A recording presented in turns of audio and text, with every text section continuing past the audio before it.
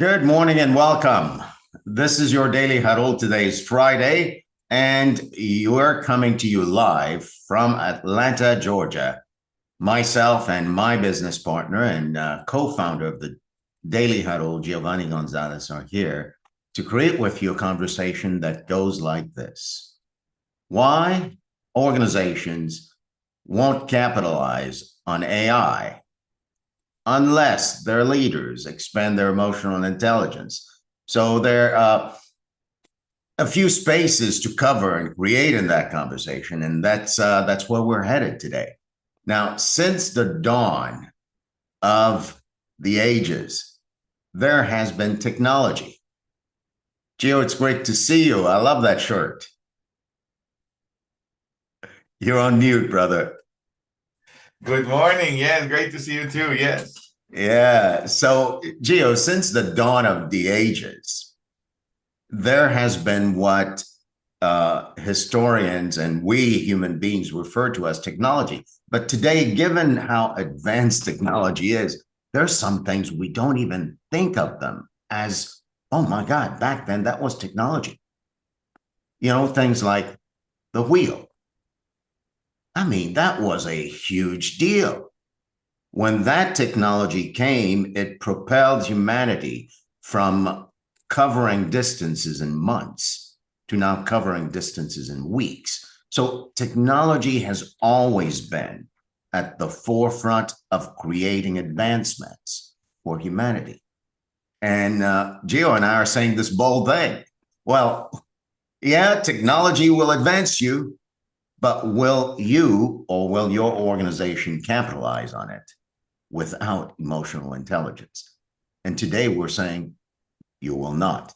So, Gio, I'm opening it up that way. I want you to say a few things, and then we'll dive and dance. All right. Well, deal. Yes. I'm very passionate about this conversation because I'm passionate for both. I'm passionate about both worlds. The world of now what we call artificial intelligence, or the way technology has evolved, in which technology can connect with itself to create new data from the collection of the evolution of technology itself, right? So and do it a lot faster, right? So just as an example, if a person has a 1 hour video, and in the past they needed 5 editors to edit the video and do all of that stuff. Now one software can do the work of 3 people in 1/8 of the time. I mean, really quickly. And so, like you said, technology continues to evolve, and most people eventually start catching on, right? I remember the first cell phone, right? Saurel, the first cell phone was something dramatic and remarkable, right? Being able to walk anywhere in Was the the world. size of this cup, He if was the not size of the bigger. cup, right? And those who had it were able to communicate with their family wherever they are, right? And some people had some concern about that, etc., right? And but the world starts catching on. Now, there is an aspect that is also now showing up that is not only the evolution of technology, right? Which is now currently we commonly we use the evolution of technology as artificial intelligence. Mm-hmm. And then there's another aspect, which is emotional intelligence. And one of the things that we have been really looking at is that we haven't evolved emotionally. We really haven't taken a look at what is it that we are doing as human beings, that we focus only on the evolution of technology, on getting ourselves to do things faster and better and more effective. But emotionally, we're actually going backwards. We're less, we're more sensitive. We are more, in some degree, we focus so much more on ourselves now, so that it starts dividing us, and the anxiety is all the way up. Depression is up. People are having a harder time working together. tolerance is really low right now. All of those things that we call emotional intelligence. So one of the things that we're saying is, for leaders, right? Business leaders is something that we need to take a look at is, are you paying attention to what's going to require for yourself to develop a new capacity to lead effectively, which is your emotional intelligence? Otherwise, the technology that you have, whatever it is that your business uses, will not be capitalized by the people you work with because they won't know how to work together. So it's a really cool.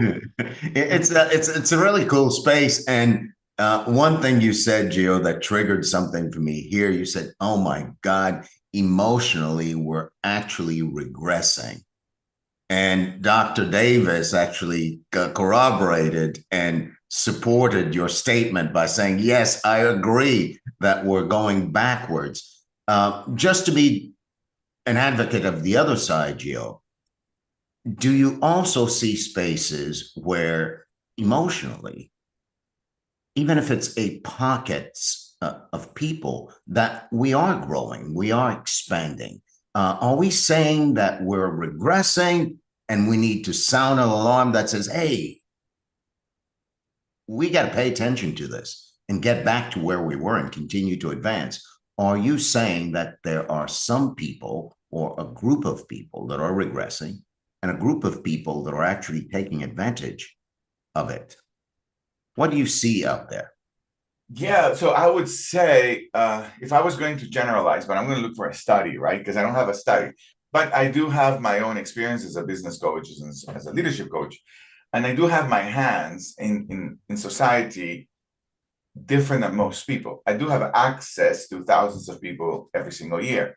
And one of the things that I've been noticing, Saurel, is that we're not necessarily growing in numbers, statistically, more emotional intelligence, not Mm-hmm. statistically. And what I mean by that, or what gives me, or the reason why I say what I'm saying is that given our understanding of technology and understanding of the brain, it's a lot more easy with people with a certain knowledge to influence massive amount of people, millions of people, and influence their emotions and leave them depleted of their emotional intelligence. And what do I mean by that? A lot. So, for example, elections are about to come. Elections are Yeah. about to show up, right? And we're going to see millions of dollars right now going to be invested in both parties. And one party is going to say the worst of the other party, and vice versa, right?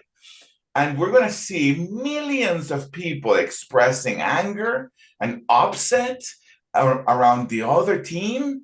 And it's going to divide probably families, it's going to divide friends, and the entire country emotionally will be divided. One would say millions of people emotionally are going to be depleted. They won't be emotionally smart. They won't be able to say, wait a minute, this is the information that I gathered here, the information that I gathered here. I'm going to park that because I'm here with you and I love you. And that's every 4 years, something like that's going to show up anyway. Most people are not going to be in that category, Saurel. Most Yeah. people are going to be in the category of, you're wrong, and let me tell you how we're going to hell. And millions of people are going to be inside of that bucket, manipulated, influenced by technology itself, but not really by technology, by other people who has information on how to impact people emotionally. At the Mm. same time, Sorrel, and I'll just say two words on this. At the same time, it has taken a good 10 years now, more or less, for the leaders in education that educate children to really take a look at the impact of social media and technology to the way people are educated or the way children are educated. So Mhm. it's only recently, only until this year, 1, 2, 3, 4 schools in the entire United States are saying children cannot have cell phones on the floor, on school grounds, because they're not learning. Yeah.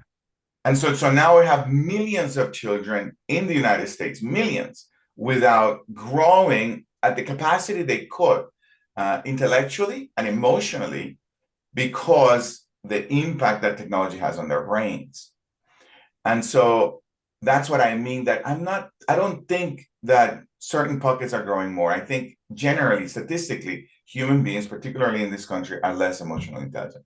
Yeah. And the thing that's opening up now is that leaders, the ones you're pointing to that actually have the technology and are using it effectively to impact emotionally the masses, there's a degree of responsibility that needs to be there that's absent, just like the And leaders of schools. yeah, yeah. Let's proliferate technology all over the place. Let's make our lives easier. Who cares if the children are learning, right? Yeah, there's a massive difference between the narrative that sells technology Yeah. and actually the narrative that gets people educated. It's just massively different. And right now, the narrative that sells technology, like it's faster, it's better, you can do it anywhere, That is, narrative is winning. and our emotional intelligence is not growing. Yeah. Yeah. Yeah. So just saying it in other words, Giovanni, here's the alarm I hear us sounding today. Leaders who do have access to technology to influence the masses, positively or negatively, bear responsibility. The responsibility to actually look and see, how am I using this technology? And the use I'm choosing to create right now, what's the impact on the use on the people? Now, what do you say, Gio, about the people or the approach? You mentioned elections, right?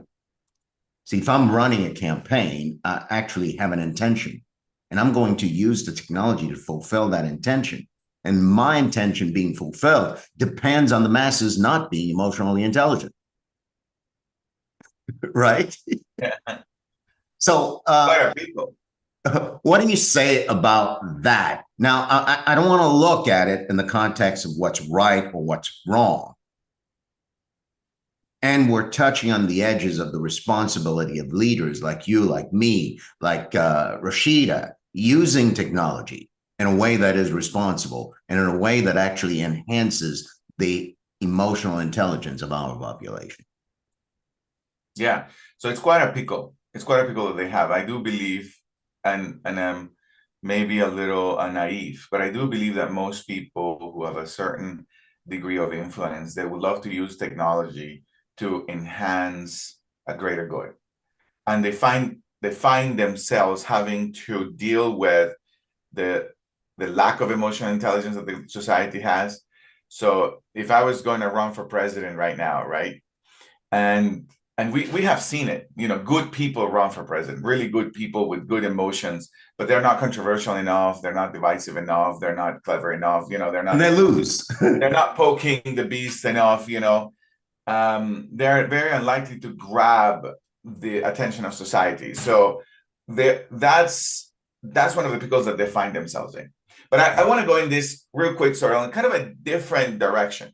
Yeah. And it doesn't mean I'm trying to avoid the question, Saurel. No, actually, the question is best left on the table right here, just where it is. Let us ponder on this. My life's complete mission, Saurel, is to answer the question you're posing. How do I impact society in a way in which people elevate their emotional intelligence and they impact the world? And every day I wake up in the morning to do that, right? So I like to park that, and I like to maybe create an opening for another challenge, which is that what business owners have, and everyone on this call has. So technology continues to evolve, and now I have at my fingertips and it costs very little to nothing to have technology that advances the possibility of a business. Yet business owners are not really paying attention to, well, am I growing emotionally? Am I really looking at what does it take to influence my internal world? So what I see, Saurel, when I am out here in the world doing leadership development, is that most leaders now, or most managers, if you will, business owners, are very reactive. And so they get upset a lot easier. They are a lot more divisive. And so now they're keeping their business culture with a certain low morale, and they're saying, well, that's kind of like the way it is right now. That's because society is this way. And what I want to challenge business leaders and those of you who have a business is like, no, that's not the way it is. Those are not all businesses. A business leader needs to find a way to challenge himself or herself to look and see, am I growing emotionally? Is my emotional intelligence actually expanding so that I can lead others, regardless of the technology we have, to unify in a mission, in a vision, in certain core values? Mm-hmm. And no matter how much technology I have, people don't align on the technology they have. People align on a mission, and the business leader and those managers needs to really challenge themselves to see, are we expanding in our in our ability to communicate effectively? Are we expanding on our what they call in our industry soft skills? Are we expanding on our capacity to create Yeah. other leaders? Yeah, sorry, go ahead. Yeah. So what you're creating here is the equivalent of this, right? Technology itself, as it's evolving, what's operating the technology is getting faster, better, more efficient. And that's what renders the technology as good as it is. Now you're pointing to what runs me as a leader, what runs me as a human being. And unless I'm paying attention to what's running me, then I'm running on automatic. And I'll say things like, well, that's just the way people are. That's just the way it is. So what you're pointing to is critical, Gio. As a leader, I'm responsible for running me. And unless I take on that responsibility, which looks like exactly what you're pointing to, looking at me internally and seeing what my emotions are and how I'm reacting or responding to them, and then managing that for myself. And inside of a world where I can do that, whether I'm doing it quote unquote effectively or not, I have a shot at being able to influence others. And expand the business and Yeah, and deliver. expand the business. I have a funny story for you. Yeah. This is a client I have, not a client, a colleague, if you will. He recently won an award. An award. He won an award on his visionary, I guess, capacity to understand emotional intelligence. And he did this presentation at this business summit, right? And he won the award for the presentation on how to capitalize on emotional intelligence. So then I go to him, I'm like, hey man, congratulations. This is amazing. Well done. Really well done. I'd like to meet with you. I'd like to know a little bit more on what are your I'd like to pick your brain. Yeah, what do you see about what maybe I'm not using in my business, etc. And what he said was so funny. And he's a colleague and I love him. He says, hey man, you're not going to believe this. The presentation I didn't do it. AI did it for me. ChatGPT did it for me. I just went and presented it. And so he doesn't know anything about artificial intelligence. He just went to artificial intelligence to ask him about artificial intelligence. And then this is true story actually. And then I said, oh, okay, got it. So okay, so it's even more simple than that. I can words by not knowing anything. I just go to ChatGPT, right? And he says, okay, well that's not fair, but yes. And then I had him, I interviewed him, and then I went to ask him, so how's your business going? Right? And he says, well, business is not going really well. I can't get the people to work together. Because although we understand where to get the information and technology, we can't really work together. So I continually I'm continually having to find new people for his business. And so this is what we were pointing to at the beginning. Yeah. Absent of expanding your emotional intelligence or your leadership development, you will not be able to grow in a world that can be propelled on artificial intelligence. You won't grow. It just be another wheel with a car you don't have. So that's what I wanted to point to. Oh man, this conversation demands 3, 4, 5 hours, a whole day, if not more. I'll wrap it up for now, Gio, by saying this, and then open it up for questions. I think you depicted it really clearly. There is that which runs me and runs other people. Unless I'm paying attention to that and expanding my capacity to be with that and use it effectively, which you and I call practice, having emotional intelligence, it doesn't matter how much technology there's in the environment. And that technology will run fine without you. As a matter of fact, it's running in spite of you.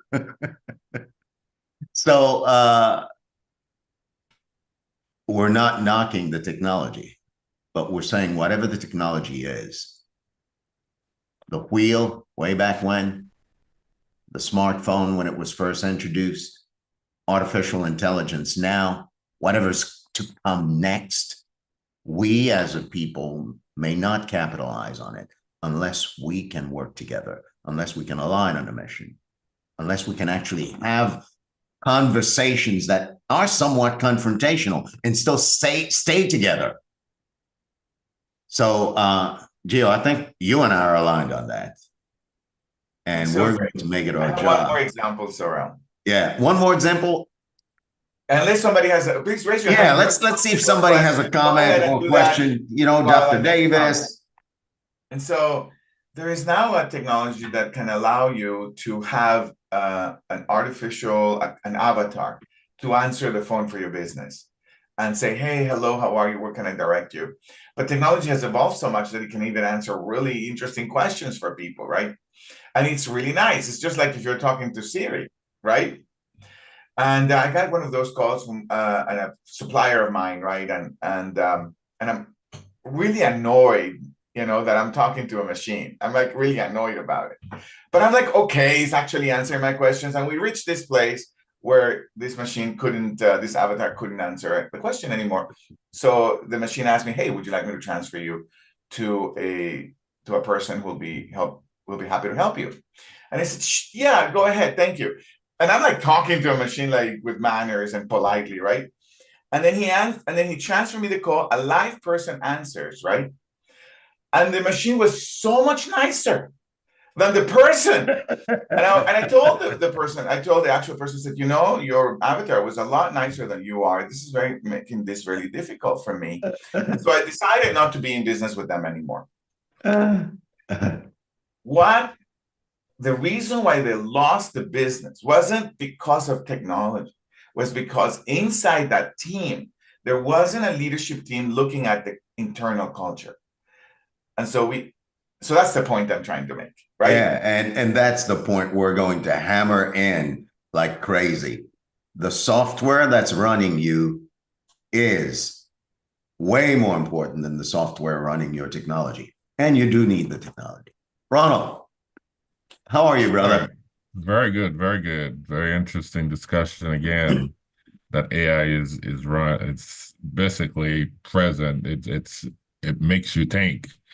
One thing I wanted to add is at the end of the day, that's the legal aspect of it. And I don't know where the the powers of Congress and everybody else that make our law where they are, because I think at the end of the day, law and ethics will actually gonna have to chime in into this, um, to see how far. I mean, the thing is, AI makes certain decisions for us. But at the end of the day, what comes out, what get published, what people get to see actually need to be reviewed, revised, and updated and making sure that it does not create a problem or any wrongdoing per se, like defamation or anything. Because at the end of the day, the person that let it out, that pressed the send button or that mail it out, is that person responsible for the damage that this can do. So again, I think that's at the end of the day, it's probably going to be a college. I mean, it is already there is a master in AI already, but it looks like the legal group, the law firm, or some law what do you call that, specialization, would have to go into this particular thing if we want to keep advanced with it, you know. So that's my 2 cents in that conversation. So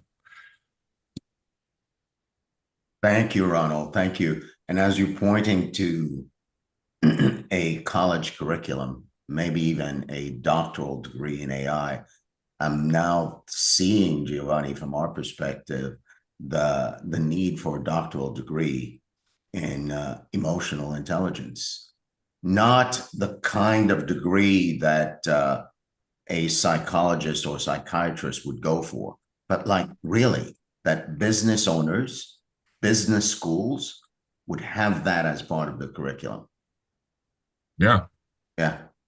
because they're gonna have to at least, at least know how to use it, but knowing what damage can it do if you whatever outcome is published, um, what kind of damage it do. Because I received a note this morning. AI pretty much make decision. They actually, this is the first time in history we have. I'll send it to you, Saurel, and I mean, this is the first time that you have a software or something that are able to make decision for human beings, but yet at the end of the day, the human is, I mean, you are the last person that let it out from your site, and And that's what the and what we're pointing to, Ronald, is to put a light on, not to stop the growth of technology, right? That's not that what we're putting a light on. This morning, my car made a decision for me. This morning, my car stopped for me. And my car is run by artificial intelligence for forever. Now we just have a name for it. It's just that artificial intelligence is with us for a long time and running the softwares and understanding data and making decisions for companies all the time. Now the public has access to it, and that's something we're sort of celebrating. It wasn't only the Elon Musks of the world who own certain companies that have access to artificial intelligence. Now you and I have access to it. Now you and I can capitalize for our teams, for copywriting, for editing. Now it's like the internet. Before, only the military had access to the internet. Now we have access to the internet. So I'm celebrating that. Where Saurel and I are pointing a light on, is that absent of taking a real look of, am I growing emotionally intelligent? It's not just that, is technology growing? No, am I growing emotional intelligence? Emotional intelligence. It's important to take a look, because absent of doing that, I will not be able to align my teams. I will not have my teams be part of a vision, feel part of a family. I will not be able to talk to my children. I won't communicate with them. I won't have a family that will be able to give me a sense of fulfillment in life, and all of these aspects that are critical for the quality of life of a human being, we're not paying attention to. So artificial intelligence and technology, it's growing at a capacity that we're not catching up with to have a fulfilled life. And Saurel and I, on today's conversation, we're putting a light on that and having people really pay attention to that, because there's no sense. It makes no sense that I have a faster car with better paint that drives for me if, when I go home, run by Siri, I am miserable. There's no sense for that. It doesn't make any sense. Or it's not worth pursuing that if I am Yeah, miserable. like a life filled with technology that's more of the same Hmm. It's just a life filled with technology. Technology. And what we're pointing to is exactly that. In a world where I'm not growing emotionally intelligent, I'll actually press a button to use the technology in a way that's detrimental to my team and society. So that's that side. Well, gang, it's 33 after. We could go for a lot longer, but you know what? We're not. We're not. And so I want to invite you to two things. One, this conversation for an hour is going to be had on the 24th of June in a webinar that I'll be leading on the subject. So I'm inviting you personally to join me and be on the lookout. The email is going to come to you, the text message is going to come to you to say, join me on the 24th at 6 p.m. I'll see you there. And also, when you go to YouTube, connect to the Daily Huddle and subscribe to that channel and send the link to your friends. Let your friends know that this opportunity to be in conversations that enlighten, enliven, and empower is available to you on a daily basis, Monday through Friday. So we look forward to seeing you here again on Monday morning. Until then, have a phenomenal weekend. Go forth and anchor your life in our 8 tenets. Love, laugh out loud, stress less, eat mostly plant-based, give, sleep, move your body, and check your assumptions. And if you don't check your assumptions, at least check with Siri. She would check your assumptions for you. Until then,